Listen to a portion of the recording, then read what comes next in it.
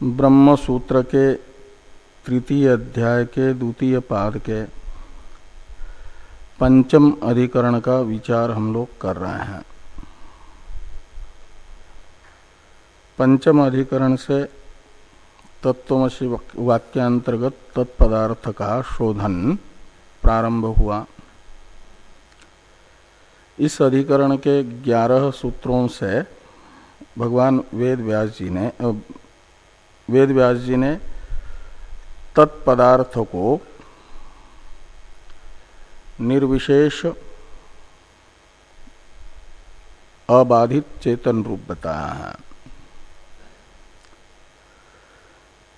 ऐसा भाष्यकार भगवान ने 11 सूत्रों का एक साथ एक अधिकरण समझ करके विचार किया और बताया। एक देशी लोग इन 11 सूत्रों में से प्रथम 4 सूत्र का एक अधिकरण मानते हैं, अन्य 7 सूत्रों का दूसरा अधिकरण।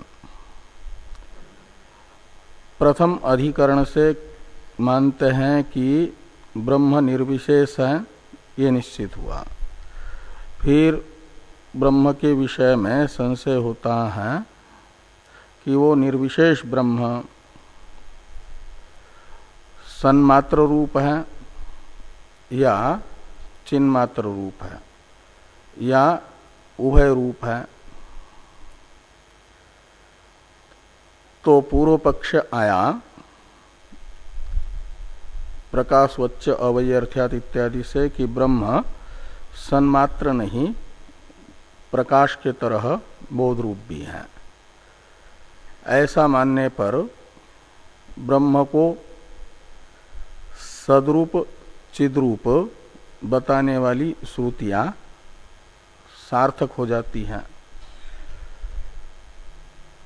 इस प्रकार का द्वितीय अधिकरण का संशय और पूर्व पक्ष होने पर द्वितीय अधिकरण का जो द्वितीय सूत्र आहाच तन्मात्रम इत्यादि से बताया गया कि ब्रह्म सन्मात्र रूप है और वो जो ब्रह्म का सन्मात्र स्वरूप है कहो या चिन्मात्र स्वरूप है, वह सत्ता से अलग नहीं है। सत्ता अव्यतिरेक स्वरूप ही बोध है। बोध से सत्ता अव्यतिरेकात्, ये सिद्धांति कहते हैं द्वितीय अधिकरण के एक देशी के अनुसार।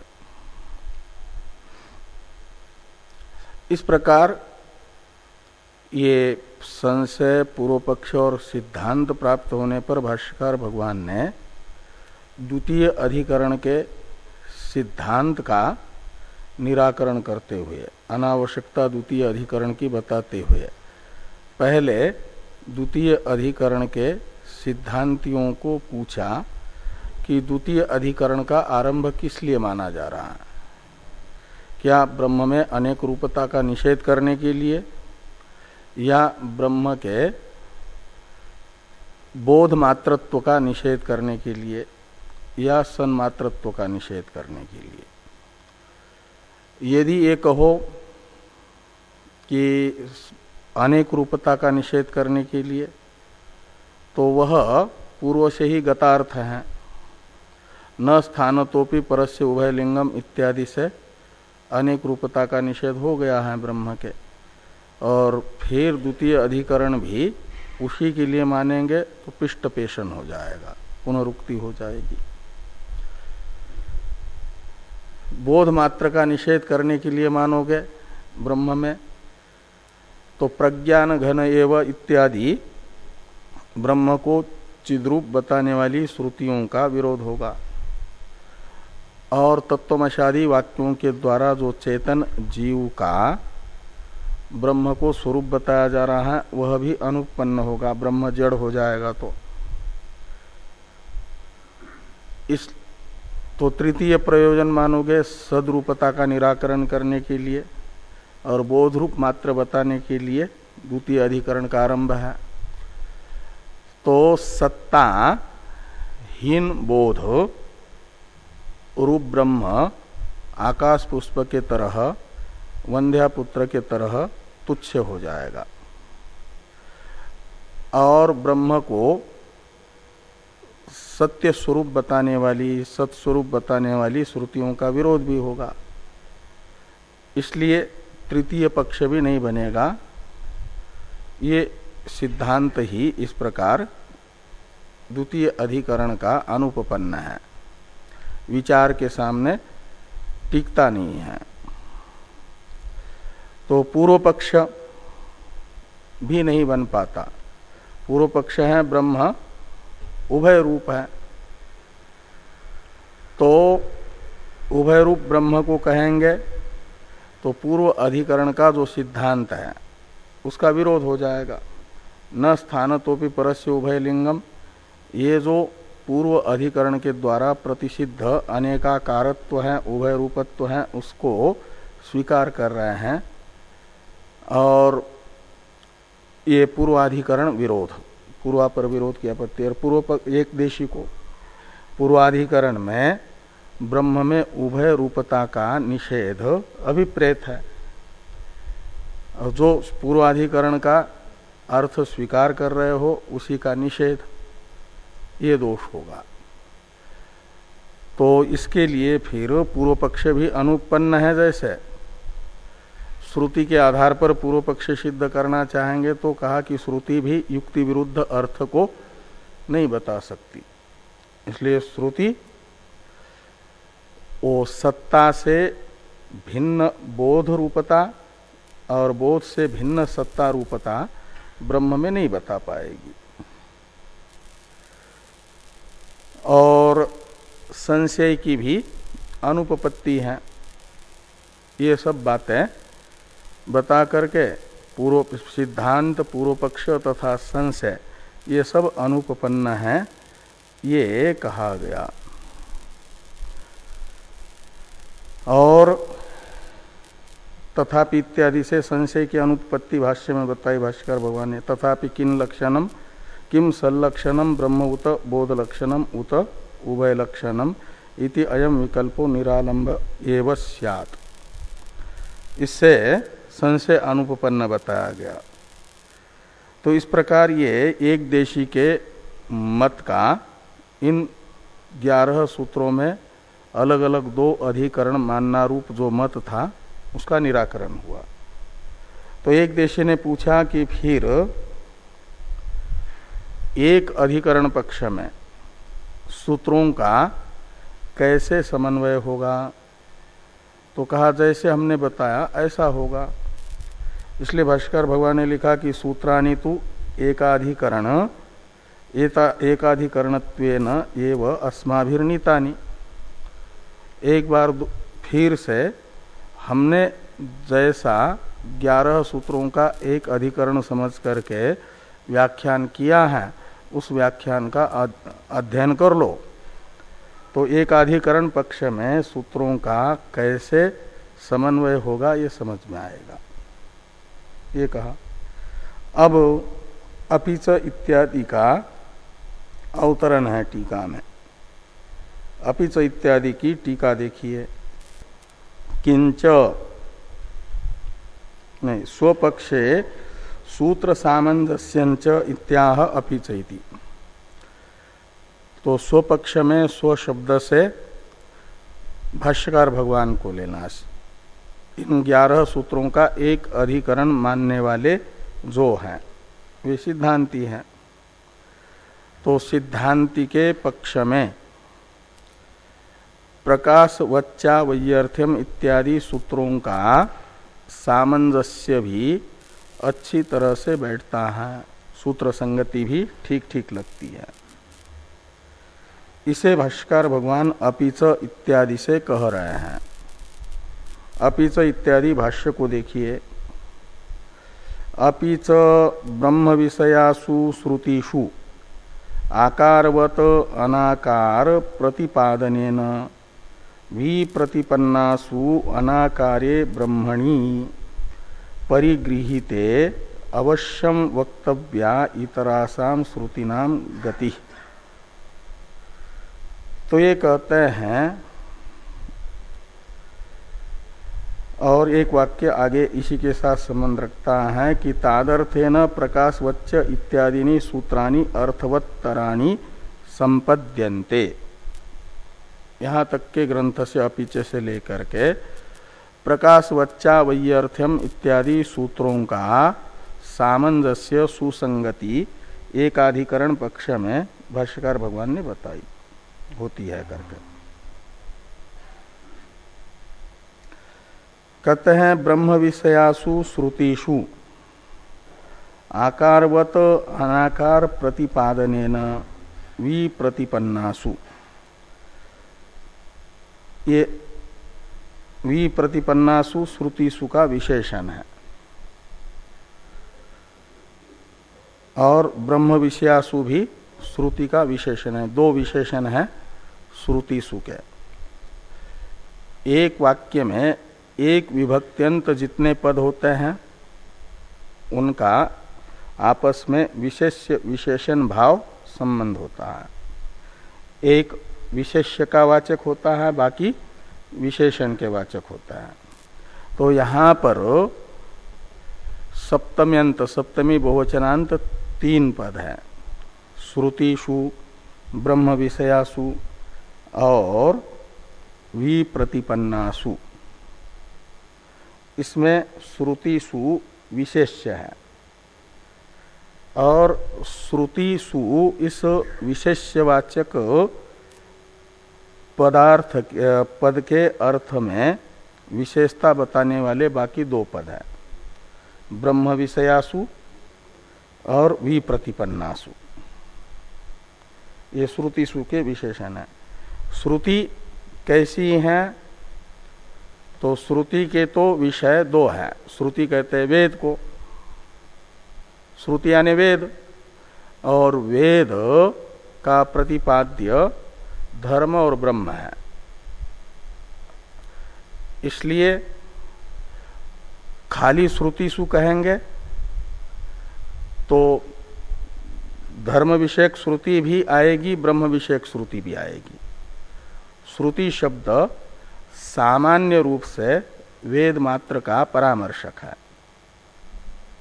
उसमें कर्म कांडात्मक जो वेद भाग है उसका व्यावर्तन करने के लिए और ज्ञान कांड की ही श्रुतियों को लेने के लिए लिखा कि ब्रह्म विषयासु, ब्रह्म विषयक जो श्रुति है। और फिर ये ब्रह्म विषयक श्रुतियों में भी ब्रह्म 2 प्रकार का होने से ज्ञान कांड में आए हुए श्रुति वाक्यों में भी अवान्तर 2 भेद हो जाते हैं। उपास्य ब्रह्म और ज्ञेय ब्रह्म, ऐसा ज्ञान कांड के द्वारा प्रतिपाद्य ब्रह्म 2 प्रकार का है। ब्रह्म विषयक श्रुतियों को कहा जाता है ज्ञान कांड, और ज्ञान कांड में आई हुई श्रुतियों का प्रतिपाद्य विषय ब्रह्म है, लेकिन वह सोपाधिक निरूपाधिक भेद से 2 प्रकार का है। सोपाधिक ब्रह्म है उपास्य ब्रह्म, सगुण ब्रह्म, और निरूपाधिक ब्रह्म है ज्ञेय ब्रह्म। तो इनमें भी जो सोपाधिक ब्रह्म को बताने वाली श्रुतियां हैं वे ब्रह्म को बता रही है सगुण मनोमयत्वादि गुणों से विशिष्ट, हिरण्यश्मश्रुत्वादि आकार वाला। तो वो सविशेष ब्रह्म को बताने वाली श्रुतियां। और कुछ श्रुतियां हैं ज्ञान कांड में ब्रह्म को निराकार बताने वाली, अस्थूलम अणनु नेति नेति इत्यादि श्रुतियों के द्वारा ब्रह्म को बताया जा रहा है निर्विशेष, इसलिए ब्रह्म विषयक जो श्रुति वचन है, उन ब्रह्म विषयक श्रुतियों में भी आपस में विरोध है। विप्रतिपन्नासु का अर्थ है विरुद्धासु। विप्रतिपत्ति का अर्थ होता है विरोध, विप्रतिपत्ति यानी विरोध, और विप्रतिपन्ना शब्द का अर्थ होता है विरुद्ध। वि और प्रति उपसर्ग पूर्वक पद धातु से वो अक्त प्रत्यय होकर के विप्रतिपन्ना शब्द बनता है, तो अर्थ निकलेगा उसका विरुद्ध।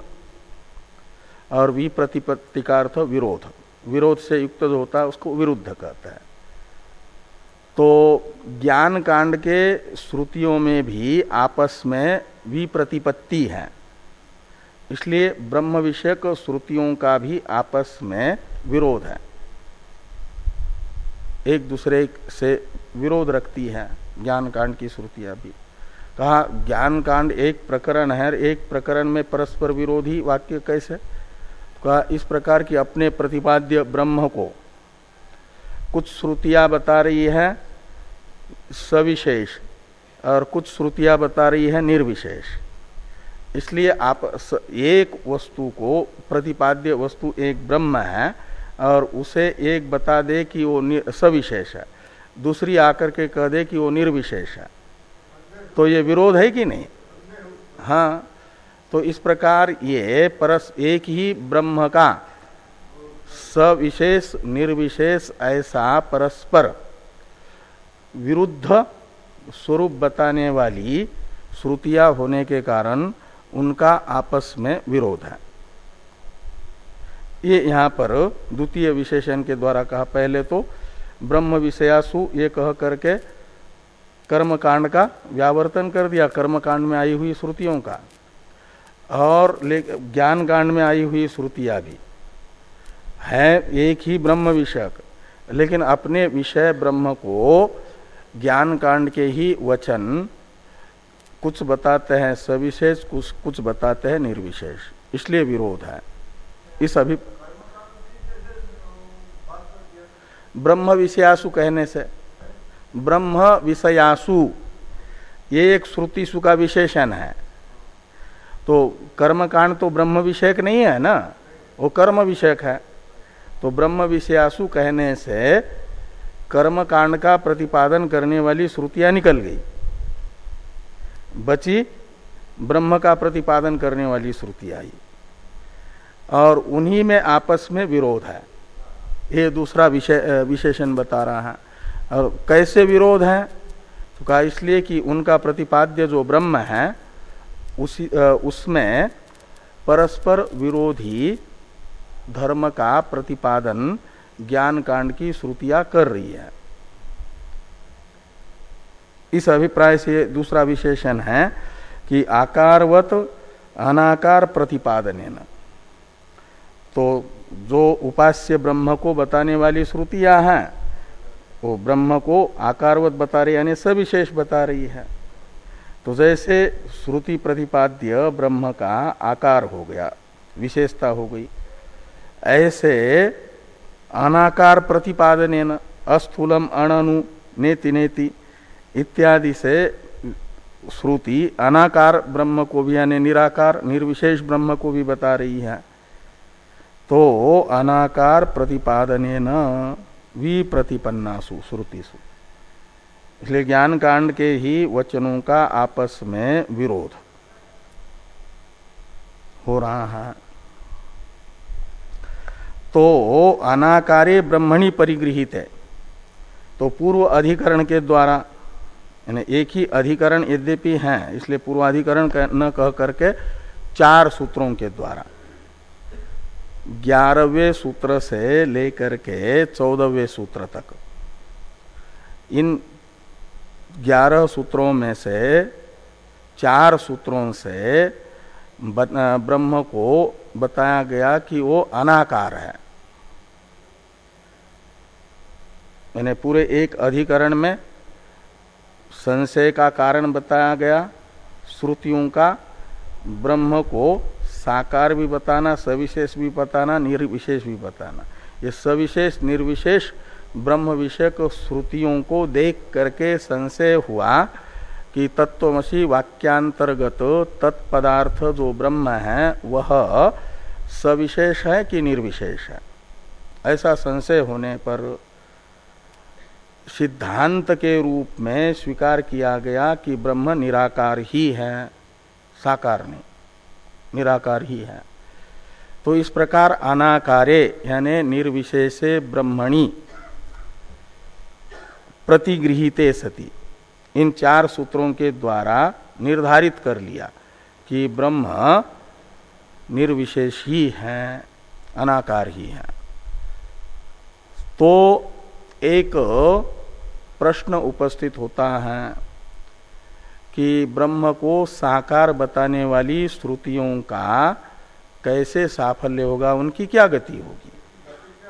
हाँ हाँ, यदि आप ये कहोगे कि ब्रह्म निराकार ही है, 4 सूत्रों से आपने निर्धारित कर लिया, तो ये प्रश्न उपस्थित हुआ सिद्धांति के प्रति कि ब्रह्म को सविशेष बताने वाली श्रुतियों की क्या गति है, उनका साफल्य कैसे है। तो उनका साफल्य बताने के लिए प्रकाशवच्च अवैयर्थ्यात् इत्यादि सूत्रों की सफलता है, सामंजस्य है, सुसंगति है, एक ही अधिकरण में। एक प्रश्न उपस्थित अवान्तर हो गया कि यदि आप ब्रह्म को दोनों प्रकार की का ब्रह्म बताने वाली श्रुतियां उपस्थित होने पर निराकार ही ब्रह्म है, इन ऐसा स्वीकार करोगे तो ब्रह्म को साकार बताने वाली श्रुतियों की गति आपको बतानी पड़ेगी। ये जो प्रश्न पूर्व पक्षी का सिद्धांति के प्रति होगा, उसका उत्तर देने के लिए प्रकाशवच्च अवैयर्थ्यात्, जैसे प्रकाश का अपना कोई आकार नहीं है और प्रकाश की उपाधिभूत काष्ठादि यदि गोलाकार हैं तो गोलाकार प्रतीत होता है, यदि चतुष्कोणाकार है तो चतुष्कोणाकार प्रतीत होता है। तो जैसा जैसा उपाधि का आकार है, निराकार प्रकाश उसी उपाधि के आकार वाला सा प्रतीत होता है। ऐसे ब्रह्म को आकारवान बताने वाली जो श्रुति है, मनोमय प्राण शरीर भारूप सर्वगंध सर्वरस इत्यादि, वो सोपाधिक ब्रह्म को उपाधि की विशेषता उपहित में बता करके ऐसा कह रही है, ये कहते हैं। तो इसके लिए वो प्रकाशवच्च अवैयर्थ्यात् इत्यादि बाकी 7 सूत्रों का सार्थक्य है। ये एकाधिकरण पक्ष में सूत्रों की संगति अच्छी तरह से बैठ रही है, ये यहां पर कहा है। तो ये लिखते हैं कि अपिच ब्रह्म विषयासु श्रुतिषु आकारवत अनाकार प्रतिपादनेन विप्रतिपन्नासु अनाकारे ब्रह्मणि परिगृहीते अवश्यम वक्तव्या इतरासाम श्रुतिनाम गति, ये प्रश्न हुआ और इसका उत्तर बताया गया कि तादर्थेन प्रकाशवच्च इत्यादिनी सूत्राणि अर्थवत्तराणि संपद्यन्ते। अर्थ का अर्थ है फल, अर्थवत का अर्थ है सफल और अर्थवत्तर का अर्थ है सफलतम। वो आपके पक्ष में सफल होते हैं, हमारे पक्ष में सफलतर हो जाते हैं। ये सब सूत्र अधिक उनका सामंजस्य बैठता है, इसलिए कोई अनुपपत्ति नहीं है एक अधिकरण पक्ष में। अब थोड़ी टीका का एक वाक्य है, इसको देखिए। अवश्य अपेक्षित गत्यर्थत्वेन उत्तर सूत्राणाम पूर्वैक वाक्यत्वात् न अधिकरण भेद इति भावः। अपिच से लेकर के संपद्यन्ते यहाँ तक के भाष्य ग्रंथ का भाव यानी अभिप्राय हृदय ये है कि साकार ब्रह्म को बताने वाली श्रुति वाक्यों की गति बताना आवश्यक सिद्धांतियों को प्राप्त हुआ, तो उनकी गति बताने के लिए पूर्व सूत्रों के साथ ही एक वाक्यता उत्तर 7 सूत्रों की ठीक से बन रही है, इसलिए कोई अनुपपत्ति नहीं, एक वाक्य ही सिद्ध हो रहा है। तो जब एक वाक्य बन रहा हो, जितने भी सूत्र हैं उन सब सूत्रों में यदि एक वाक्यता संभव है तो उतने सूत्रों का एक अधिकरण, और 2 ही सूत्र हो लेकिन एक वाक्यता न बनती हो तो कितने सारे अधिकरण हैं भाष्यकार भगवान के द्वारा भी स्वीकृत एक एक ही सूत्र के, क्योंकि बाकी सूत्र के साथ पूर्व और उत्तर सूत्र के साथ एक वाक्यता नहीं बनती है, इसलिए एक सूत्र का ही अधिकरण है। लेकिन यहाँ 11 सूत्रों में आपस में ठीक ठीक एक वाक्यता का निर्धारण हो जाता है, इसलिए 11 सूत्रों का एक ही अधिकरण है, अनेक अधिकरण 2 अधिकरण नहीं है। ये यहां पर बताया गया। अब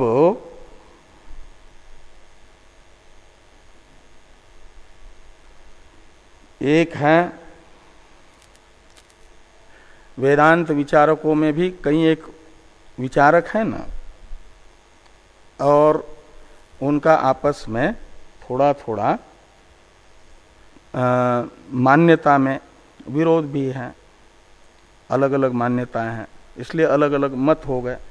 सब वेदांत विचारक है, वेदांती है, लेकिन थोड़ा विचार पद्धति में प्रक्रिया में भेद होने के कारण उनका अवान्तर मत अलग अलग बना।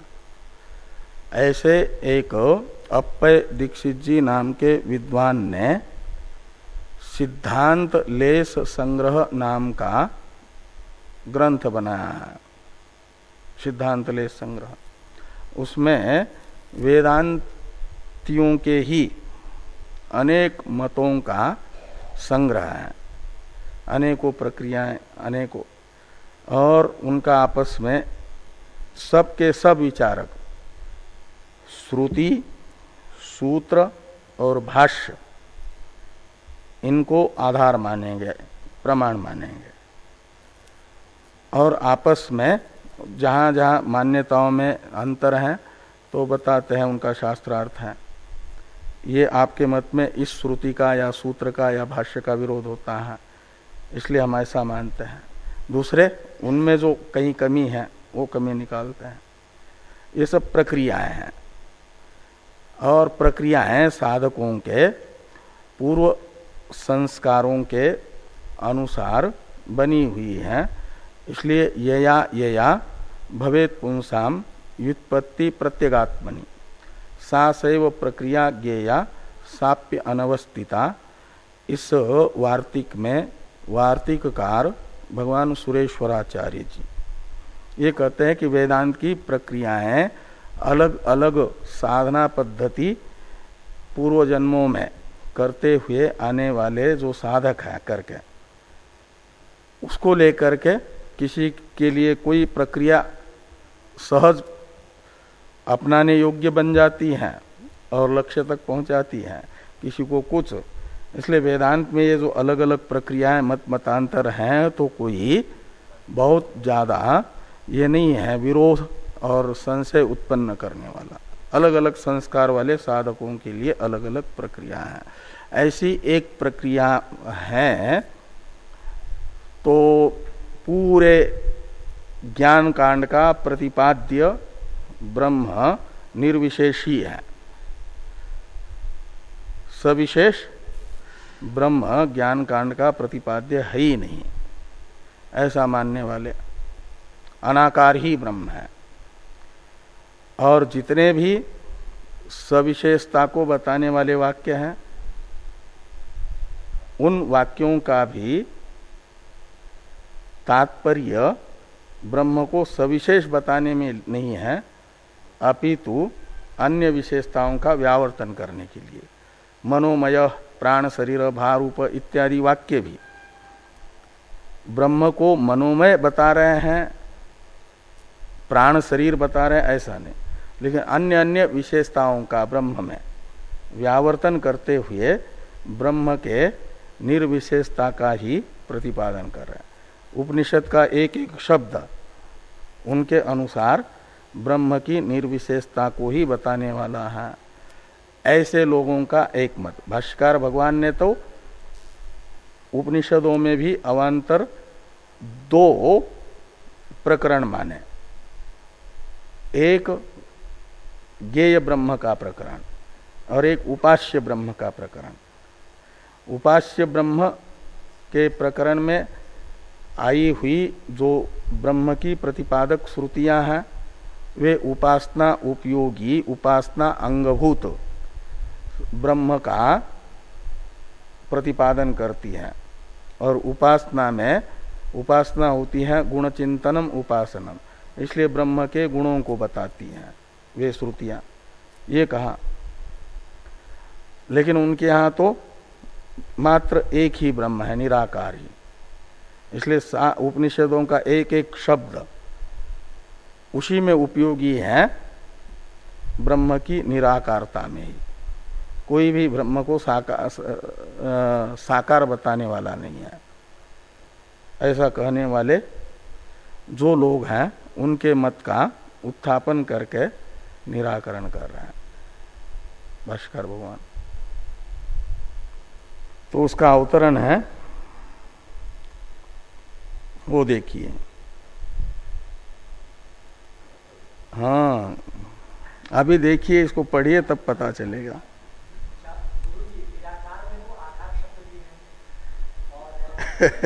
हाँ, हाँ,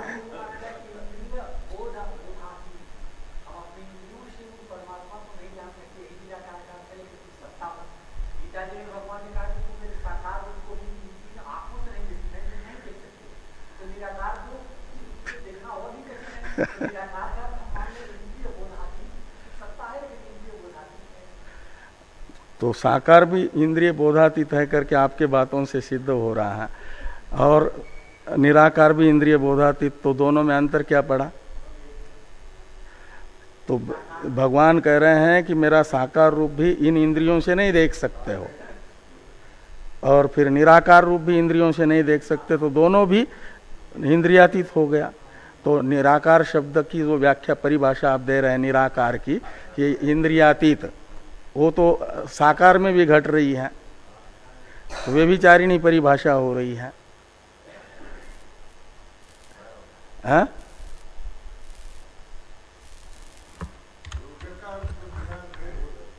हाँ। तो इसका अवतरण देखिए। इति भाव के बाद में जो टीका में है, आकार श्रुतीनां कल्पिताकारो गति इति सोमतम उक्तम, प्रपंच विलयवादिनस्तु मनोमय प्राण शरीर सत्यकाम इत्याद्याकार श्रुतीनां तद इतराकार प्रविलयो गति इत्याहु। तो वो निराकार ही ब्रह्म है ऐसा कहने वाले जो लोग हैं, वे ब्रह्म को साकार बताने वाली जो हम लोगों को श्रुतियां प्रतीत हो रही हैं, उन श्रुतियों को वे कहते हैं प्रपंच का प्रविलय करने वाली श्रुतियां। इसलिए उनका एक नाम ही पड़ गया प्रपंच प्रविलयवादी। प्रपंच प्रविलयवादी वो वेदांत विचारक हैं। तो ये कहते हैं कि आकार श्रुति नाम कल्पिताकारो गति इति सोमतम उक्तम। कल्पित शब्द यहाँ व्यावहारिक सत्ता के लिए है। तो जो आकार श्रुतियां हैं, ब्रह्म को सविशेष बताने वाले उपनिषद वाक्य, वे व्यावहारिक उपाधि हैं, और उस व्यावहारिक उपाधि वाला जो सोपाधिक ब्रह्म है वो व्यावहारिक अवस्था में साकार है। व्यावहारिक अवस्था परमार्थ की दृष्टि में कल्पित है, इसलिए कल्पित आकार ये कह रहे हैं। तो कल्पित आकारो गति, यानी व्यावहारिक सत्ता वाला जो विशेष है उसका प्रतिपादन करना उनका विषय है। ये स्वमत है, यानी भाष्यकार भगवान का अपना मत था। साकार श्रुति के विषय में उसको प्रकाशवच्च अवैयर्थ्यात् इत्यादि से कहा गया।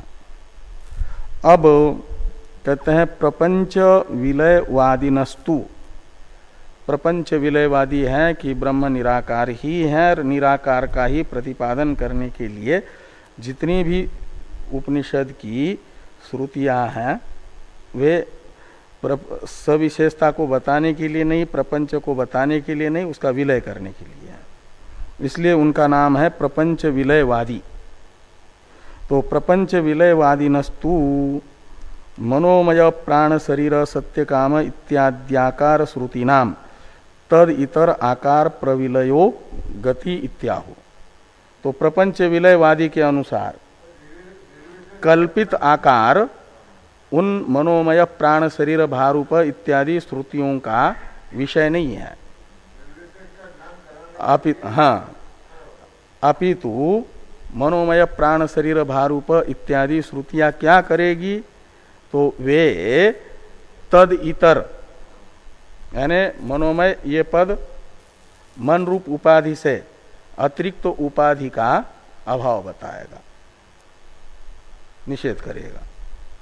प्राण शरीर ये प्राण से अतिरिक्त उपाधि का निषेध करेगा। ऐसे एक एक पद जो है ये श्वेतर उपाधि का निषेध प्रविलय करने के लिए है। ऐसा प्रपंच विलयवादी का मानना है। तो इस अभिप्राय से कहते हैं कि मनोमय प्राण शरीर सत्य काम इत्यादि आकार श्रुति नाम तद इतर, इसमें तत् से लेना, मनोमय शब्द है यदि तो मनोमय शब्द से शब्द के अर्थ से अतिरिक्त अर्थ का विलय निषेध कि ऐसे हरेक शब्द स्वार्थ से अतिरिक्त अर्थ का विलय बताएगा। तो तद इतर आकार प्रविलयो गति इत्याहु, आहु का करता है प्रपंच प्रविलयवादिनः। तो जैसे उदाहरण के लिए कहते हैं कि मनोमय इति को अर्थ, प्रपंच विलयवादी को पूछो कि मनोमय इसका क्या अर्थ है? तो कहते हैं मनोतिरिक्त उपाधि शून्य इत्यर्थ। मनोमय ये विशेषण बताएगा कि ब्रह्म मन रूप उपाधि से अतिरिक्त उपाधि से रहित है। ऐसे प्राण शरीर पद क्या बता रहा है? तो प्राण से अतिरिक्त उसमें और कुछ भी नहीं है। ये नहीं कि विधि रूपता बता रहा। हाँ, तो इत्याद्याकार श्रुति नाम तदितर आकार प्रविलयो गति इत्याहु।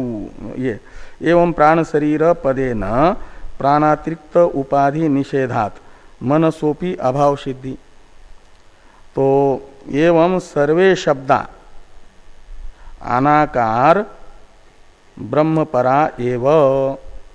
प्रपंच प्रविलयवादी के अनुसार उपनिषद का एक एक शब्द ब्रह्म के निर्विशेषता को ही बताने में तात्पर्यवान है।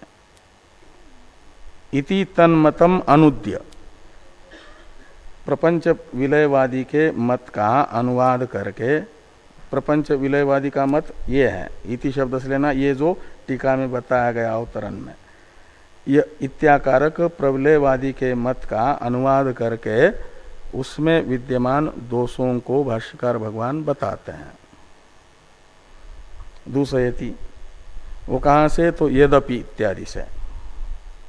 तो भाष्य में देखिए अब, यद्यपि आहु आकारवादिन्यो अपि श्रुतय प्रपंच प्रविलय मुखेन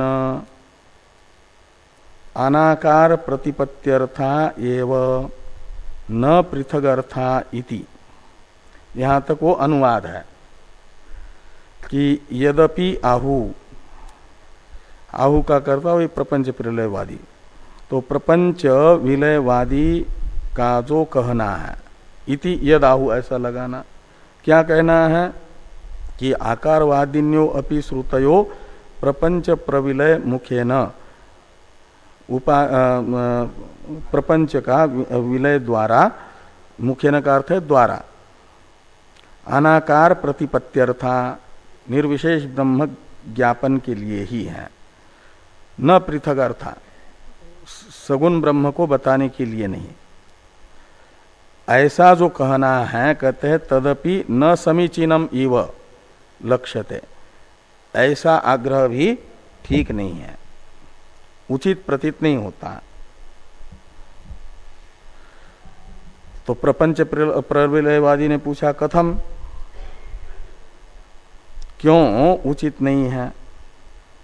तो इसका उत्तर देने के लिए है ये ही इत्यादि। इसका अवतरण है टीका में ये ही इत्यादि का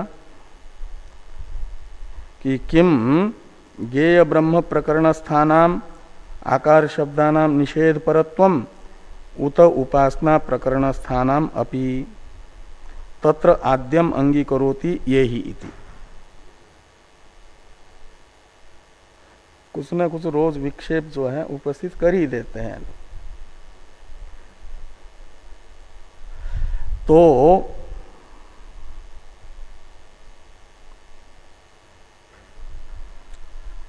प्रपंच प्रविलयवादी से सिद्धांती पूछते हैं कि ज्ञान कांड में भी अवान्तर दो प्रकरण हैं, एक ज्ञेय ब्रह्म का प्रकरण, दूसरा उपास्य ब्रह्म का प्रकरण।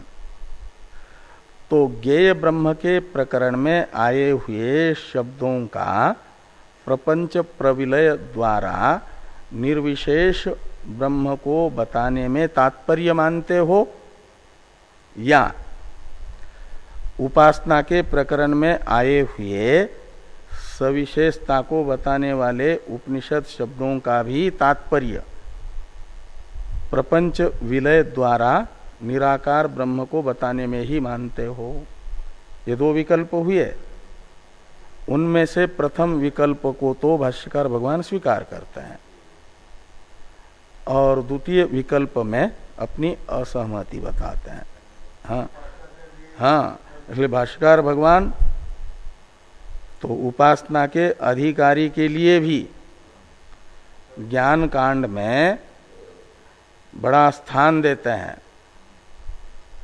और उसके उद्धार के लिए बताते हैं कि उपनिषदें तुम्हारे उद्धार का साधन बता रही है कि ब्रह्म मनोमयत्वादि विशेषता वाला है, मनोमयत्वादि विशेषता वाले ब्रह्म की अहंग्रह उपासना करो, तुम्हारा कल्याण होगा। हाँ, और ज्यादातर लोग वही है, बिल्कुल निराकार में निर्विशेष में मन की स्थिति बने, ऐसे कितने हैं? बिना किसी अनात्मा के आलंबन लिए आप अपने मन को कितने मिनट तक रख सकते हैं? एक आध मिनट रहता है ऐसा? हाँ, तो इसलिए जो है भाष्यकार भगवान सीढ़ियां देते हैं आपको, है ना, मोक्ष की सीढ़ियां। हाँ, तो ये विकल्प पूर्व प्रपंच प्रविलयवादी के प्रति किए कि किम ज्ञेय ब्रह्म प्रकरण स्थानाम आकार शब्दानाम निषेध परत्वम उत उपासना प्रकरण स्थानाम अपि। तो ज्ञेय ब्रह्म के प्रकरण में आए हुए शब्दों का ही निषेध परत्व माना जाए, निषेध में तात्पर्य माना जाए, या उपासना के प्रकरण में आए हुए शब्दों का भी। तो कहते तत्र यानी इन दो विकल्पों में से आद्यम यानी प्रथम विकल्प को अंगीकरोति स्वीकार करते हैं।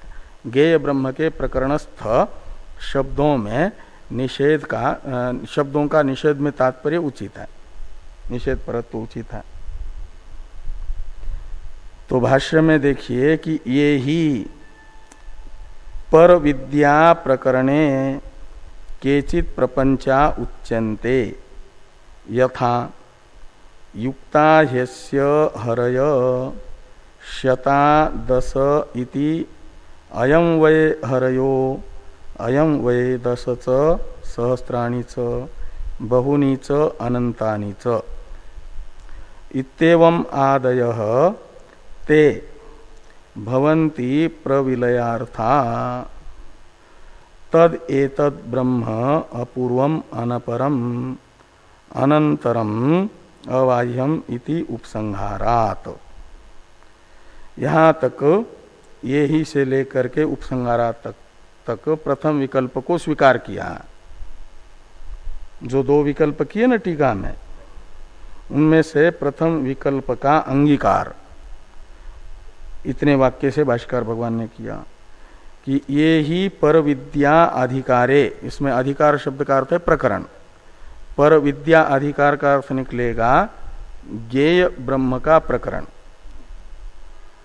ज्ञेय ब्रह्म का प्रकरण पर विद्या, पर ब्रह्म विषयक ज्ञान,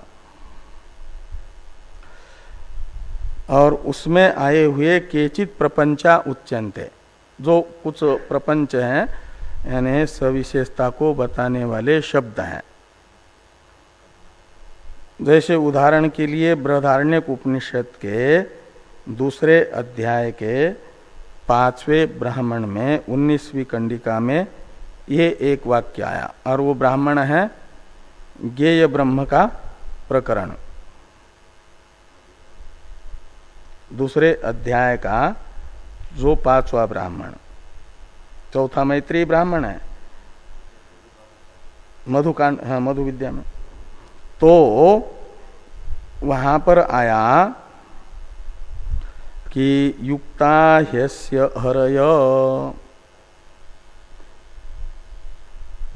शता दश इति, तो अस्य का अर्थ है जीव भावापन्नस्य ईश्वरस्य, तत्सृष्ट्वा तदेव अनुप्राविशत। इसमें तत्शब्द का अर्थ है ये शरीर, शरीर किसने बनाया? ईश्वर ने। और फिर शरीर में प्रतिबिंबित कौन हो गया? वही। तो जिसने कार्यक्रम संघात को बनाया उसी ने कार्यक्रम संघात में प्रतिबिंब रूप से प्रवेश किया, प्रतिफलित हो गया, फंसा नहीं।